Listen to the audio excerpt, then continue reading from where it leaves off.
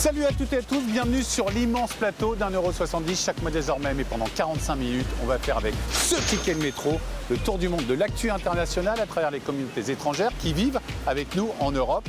Après Londres, après Madrid, après Berlin, après Stockholm, après Genève, nous voici de retour à Paris. Paris, la ville lumière, le meilleur spot pour fêter Noël et les fêtes de fin d'année. D'ailleurs, je vous l'annonce tout de suite, il y aura bien l'année prochaine une saison 4 d'1,70 € et ça fait déjà une heureuse, ma mère, Sommaire.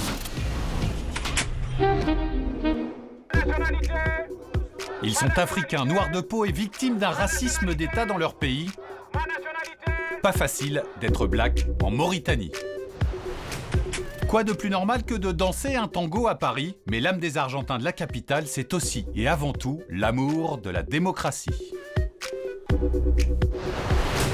Ils ont eu la peau de Moubarak, mais tout reste à reconstruire. Les Égyptiens de Paris, eux aussi, ont fait la révolution et ne veulent surtout pas rater le train du changement. Et nous retrouverons ensuite Robert Solé, écrivain et journaliste français d'origine égyptienne, éminent spécialiste du pays des pharaons. Le poids de la tradition, le choc des générations, telle pourrait être la devise des jeunes Laotiens de Paris, écartelés entre héritage culturel et désir d'assimilation.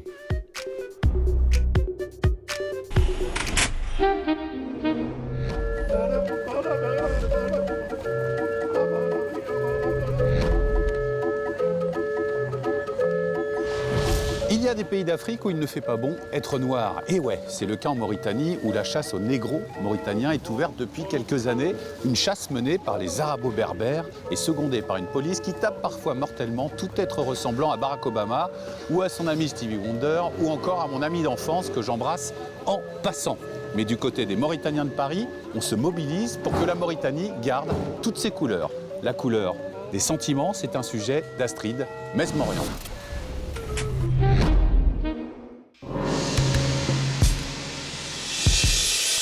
Ma nationalité, touche pas. Ma nationalité, touche pas. Ma nationalité, touche pas. Ma nationalité, touche pas. Ma nationalité. Aujourd'hui, ils sont plus de 500 à marcher vers la liberté. Ma Mauritalité, touche pas. Ma Mauritalité, ma Mauritalité. Ils sont mauritaniens et noirs de peau, comme 70% de la population du pays. Mais ils se sentent ostracisés par la minorité arabo-berbère, plus claire de peau, au pouvoir en Mauritanie. D'une seule et même voix, l'ethnie négro-mauritanienne dénonce le recensement organisé au pays depuis le mois de mai 2011. Un recensement qui les obligerait selon eux à devoir prouver leur nationalité mauritanienne et donc vécu comme une discrimination raciale. Si ce recensement continue, cette communauté va se retrouver apatride dans son propre pays. Dans la foule, Abdoulaye Diagana, un négro-mauritanien de 39 ans. Plutôt que de contester, Abdoulaye a choisi une autre voie, informer. Il est journaliste indépendant et couvre aujourd'hui cette manif pour son site internet, référence absolue de toute la diaspora. La denrée la plus consommée en Mauritanie, c'est la politique. Nous, d'ailleurs, en tant que médias, on a été confrontés à cela. On a essayé toutes sortes d'émissions, mais celles qui attirent le plus de Mauritaniens sont les émissions politiques. Si vous voulez avoir les Mauritaniens, vous parlez politique. Fait rare, une manifestation avec des revendications similaires a lieu exactement au même moment à Nouakchott, la capitale. Abdoulaye est sur le coup. Il paraît qu'il y a des problèmes à Nouakchott, là, à la manif. Il y a des arrestations, il y a... On va essayer d'en savoir plus. Et si tu peux mettre un mot sur le site. La Mauritanie, c'est 2 fois la France et 3 millions de personnes. C'est surtout une mosaïque ethnique et des crispations identitaires exacerbées depuis l'indépendance de 1960. Dans cette république islamique, les présidents se sont succédés sans jamais parvenir à dissiper les tensions. Des tensions nées de divisions entre 3 principales communautés. Les négro-mauritaniens, ceux qui manifestent aujourd'hui, les arabo-berbères et les haratines, descendants d'esclaves. Les négro-mauritaniens accusent en permanence les Arabes de les mettre au banc de la société en raison de leur couleur de peau. Une discrimination appuyée par le président arabo-berbère Abdelaziz, arrivé au pouvoir en 2008 suite à un putsch militaire.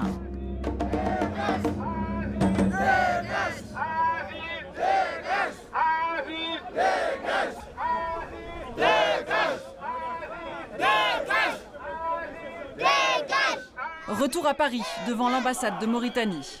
Abdoulaye multiplie les interviews et tente de comprendre les revendications de chacun. Mohamed El Abdelaziz aurait dit qu'il ne va pas reculer sur cette question-là, que le recensement va se poursuivre. Et vous, qu'allez-vous faire? Ça va être une guerre d'usure? Il y a quelque chose qui n'était pas possible au Caire il y a quelques mois, mais ça l'est. Il y a quelque chose qui n'était pas possible en Tunis, ça l'est. Il y a quelque chose qui n'était pas possible à Tripoli, l'est aujourd'hui.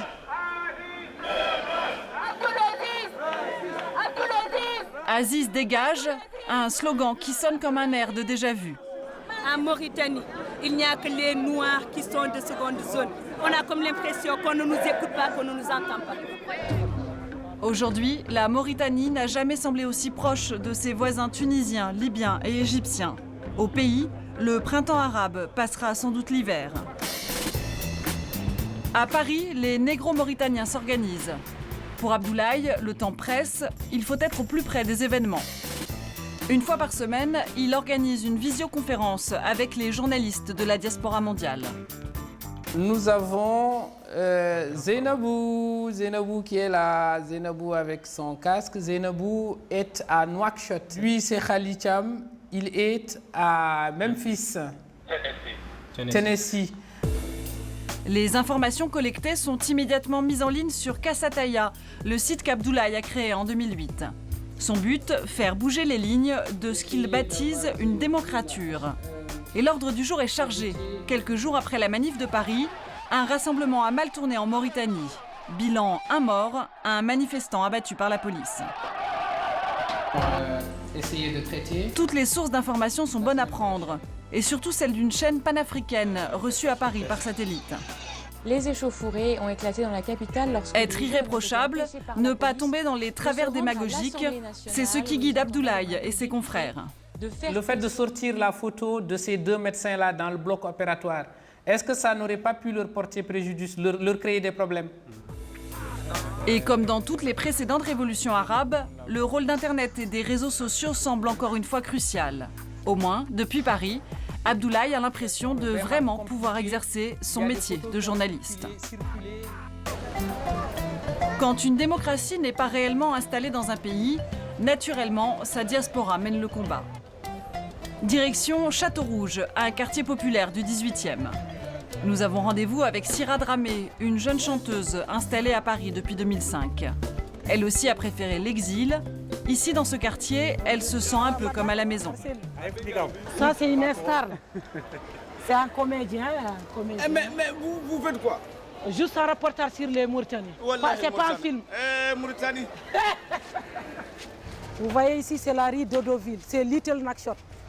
Donc c'est la Mauritanie, il y a tout. Vous pouvez venir, je vais vous montrer. Au cœur de Barbès, on peut même trouver des disques estampillés Sira Dramé. Ah, c'est Sira Dramé.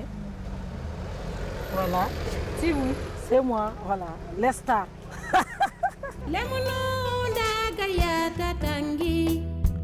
Oui, au pays, Sira est une star de la chanson. Mais une star qui dérange.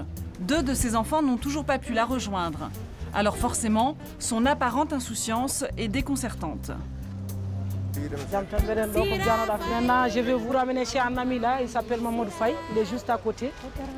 Cet après-midi, Sira a rendez-vous avec Mamadou, Alphonse pour les intimes. Alphonse! Alphonse, son compositeur et ami de toujours. Bienvenue chez moi, installe-toi. Derrière la légèreté apparente des notes, les mots sont lourds de sens.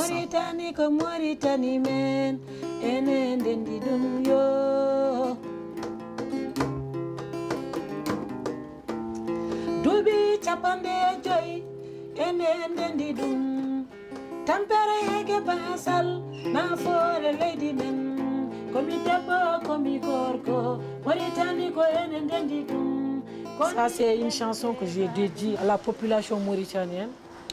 J'ai dit 50 ans d'indépendance. Jusqu'à présent, le pays n'avance pas.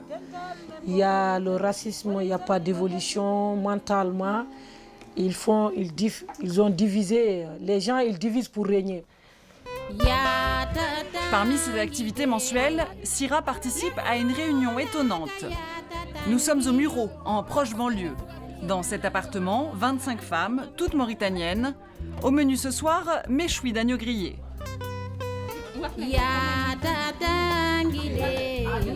Mais contrairement aux apparences, ça n'est pas une simple soirée entre filles. Ce soir, Sira et ses amis participent à une tontine. Une tontine, c'est une levée de fonds collective à destination d'un membre de la communauté. Chacune donne ce qu'elle peut. Des fois c'est 50 €, des fois c'est 30 €, des fois c'est 100 €. Ça dépend de nos moyens et de nos capacités. L'heureuse destinataire de l'enveloppe est soit la gagnante d'un tirage au sort, soit une femme dans le besoin. Ce soir, la somme atteinte est conséquente. Il y a 5 000 € ici. 5 000 €. On est 25 personnes, 200 € par personne. L'heureuse élue du soir, qui préfère rester discrète, disposera de l'argent selon son bon vouloir. Pour Sira, le procédé permet de fédérer la communauté.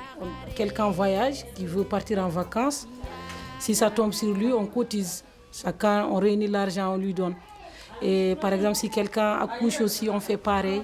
Et si quelqu'un en mariage, on fait pareil. Ou bien si quelqu'un a un petit problème, on fait pareil. C'est ça en fait le but, c'est juste une solidarité féminine.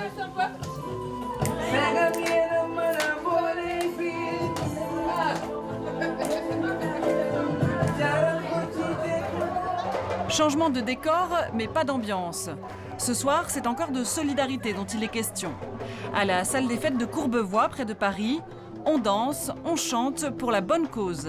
La construction d'une bibliothèque pour des enfants au pays. C'est par des petites actions ici que l'on pourra bâtir un avenir là-bas. Nos enfants sont divisés, ils se tournent le dos.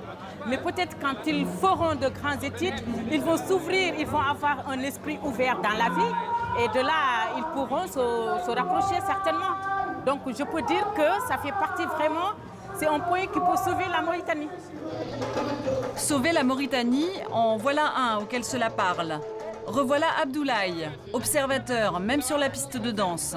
Il travaille toujours autant, mais vient chercher ici un peu de détente. C'est pas le journaliste qui est là, non. C'est le militant un peu qui est là. Ça fait du bien. Ah ouais, ça fait du bien, surtout ces derniers jours qui ont été tendus quand même, où on a eu une actualité mais vraiment brûlante et allez, on va dire avec du sang un peu, donc là on respire un peu, on décompresse. Sira aussi a fait le déplacement. Et même avant de monter sur scène, l'artiste, comme toujours, se livre à cœur ouvert. La Mauritanie lui évoque aussi de la tristesse et de la résignation. Moi, je suis une artiste, je cherche à évoluer, à être connue, à m'exprimer. Et ça, je n'arrive pas à le trouver là-bas. Et je le trouve en France actuellement. Donc, je suis là. Et malheureusement, j'aime mon pays, mais je suis condamnée à rester ici.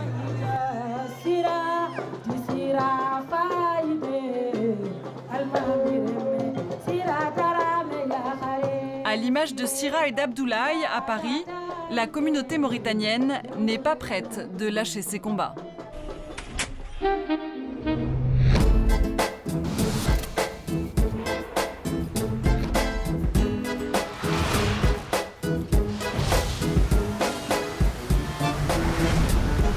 L'Argentine, c'est ma mère et la France, c'est mon épouse. J'ai quitté ma mère pour épouser la France. Voilà pour le joli dicton des Argentins de Paris. Vachement mieux qu'un autre dicton d'un autre pays que je ne citerai pas. Quand je divorce de ma femme, elle redevient ma sœur. Mais revenons aux Argentins de Paris. Tango, Fiesta, Kirchner, c'est à peu de choses près le tiercé gagnant des clichés argentins. Mais vous allez voir, c'est un peu plus subtil que ça. Le premier tango à Paris, c'est un sujet de David Bobin.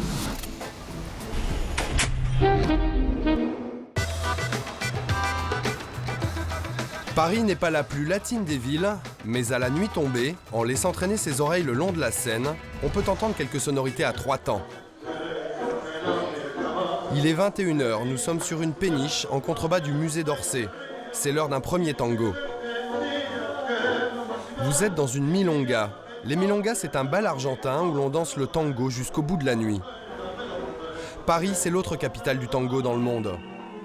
Il y a des lieux mythiques, comme le Chantier, à quelques pas de la porte de Montreuil, ou des lieux secrets, au cœur de Montmartre. Gisela et Rodrigo ont 30 ans. Ils ont quitté leur Argentine natale il y a 10 ans et enseignent le tango à Paris.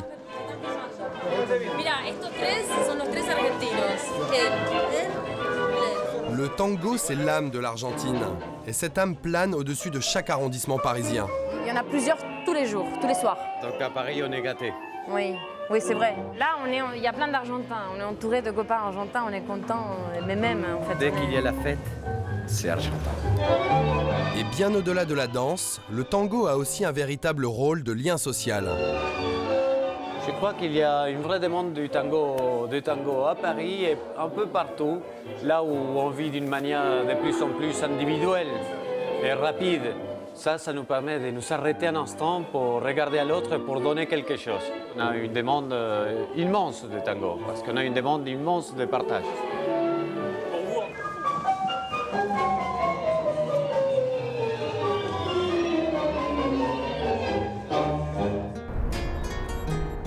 Les Argentins et la France, c'est une longue histoire d'amour. Ils sont environ 10 000 à avoir choisi le pays des droits de l'homme. Et pour cause, la première vague d'immigration est arrivée à la fin des années 70, à la suite d'un énième coup d'état militaire dans le pays. C'est le cas d'Alicia Bonnet-Kruger. Alicia est arrivée à Paris, en compagnie de son mari Aldo et de leurs 3 enfants, en janvier 1978. Ça, c'est dans la chambre du foyer, là où on habitait. Et c'est le moment qu'on est arrivé, Hernán, Mariana et Laura. Son las únicas fotos que nos quedan de esa época. Pour eux, la France est une terre d'exil, une terre d'asile. À cette époque, les coups d'état militaires s'enchaînent et les dictatures se succèdent. Alicia est menacée de mort par des groupes d'extrême droite. Son seul crime, avoir déposé une plainte contre l'armée après l'assassinat de son premier mari en 1972. À partir de 1974 jusqu'à juillet 1977, nous avons vécu dans la clandestinité. J'ai accouché de ma fille dans la clandestinité. Et finalement, la situation s'est aggravée à tel point qu'on a préparé des papiers, des faux papiers, et on est parti. Loin de sa terre, Alicia a créé en 2005 à Paris le collectif pour la mémoire. Objectif, lutter contre l'oubli. La mémoire, c'est une mémoire collective, c'est la mémoire de tous. Ce n'est pas que les victimes et les survivants qui portent la mémoire, c'est la mémoire d'un peuple, d'une histoire. La démocratie, Alicia et Aldo en connaissent le sens exact. Ça tombe bien, aujourd'hui, en Argentine, on élit un nouveau président de la République. Cristina Kirchner, la veuve de l'ancien président, est archi-favorite. En Argentine, le vote est obligatoire, sous peine d'amende. 30 minutes de RER direction l'ambassade dans le 16e arrondissement. C'était notre rêve toute une vie. Et là, aujourd'hui, pour vous, c'est un jour, ça fait partie des jours importants? C'est partie des jours les plus importants de notre vie, parce que pendant toute notre vie à l'Argentine, la démocratie ne presque pas existé, parce que chaque fois qu'il y avait un vote comme aujourd'hui démocratique, quelques temps après, il y avait un coup militaire. Chez les Bonnet-Kruger, la famille, c'est capital. Ah, voilà. Voilà. Inconcevable pour Alicia de ne pas voter entourée de son clan. Les fils, les petits-fils sont là. 3 générations de Bonnet-Kruger viennent remplir leur devoir de citoyen. Ah ben, je suis tellement fière parce que c'est une transmission de la culture et de l'identité argentine que j'ai réussi à faire pour l'intermédiaire de mes enfants et de mes petits-enfants, que pour moi c'est une réussite. Ah oui, je suis très très fière qu'ils sont tous ici.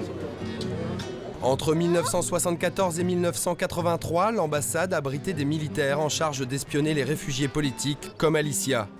Du coup, elle et son association ont fait poser une plaque commémorative au sein même de ce petit bout d'Argentine, en plein Paris. Plus jamais ça, à 30 ans du dernier coup militaire, en hommage à les victimes du terrorisme d'État.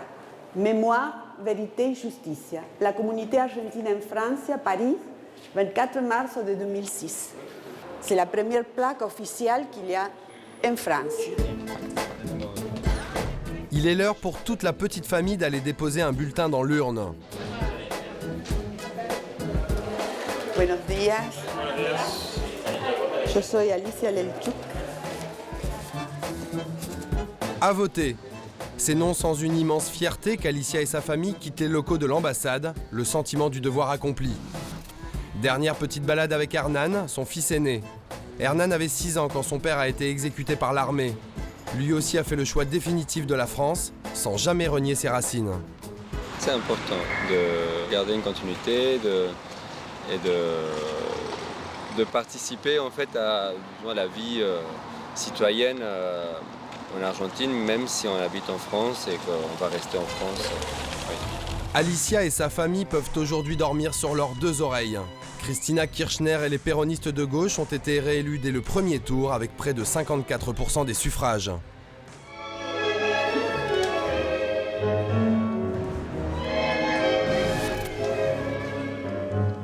Le lendemain soir, on retrouve Gisela et Rodrigo, nos danseurs de tango. Séparez-vous un peu si c'est nécessaire, mais essayez de sentir que c'est plus grand et plus aéré. Le tango, créé par Carlos Gardel, un Français émigré en Argentine à la fin du 19e siècle, connaît aujourd'hui un succès planétaire et Paris n'y échappe pas. À Paris, il y a beaucoup de danseurs. Donc c'est pour ça qu'on a autant de monde. Et ils cherchent de plus en plus le tango traditionnel, c'est-à-dire un tango comme celui qu'on danse à Buenos Aires, un tango qui est plus pour le bal. Donc c'est pour ça qu'on propose un cours suivi d'une pratique pour que les gens puissent s'entraîner comme s'ils étaient dans une milonga, dans un bal tango. La passion de Gisela pour cette danse, parmi les plus élégantes, a fait d'elle une étudiante le jour et une danseuse de bal la nuit. Le tango, c'est une philosophie. C'est un mode de vie. Tous les gens qui sont là, ils vont danser très souvent dans toutes les milongas parisiennes. Ils font des festivals en Europe, ils voyagent pour danser. Ils ne partent pas en vacances sans les chaussures de tango dans le coffre de la voiture ou dans la valise. Le cinéaste Bernardo Bertolucci avait raison, c'est sans doute à Paris qu'aura lieu le dernier tango.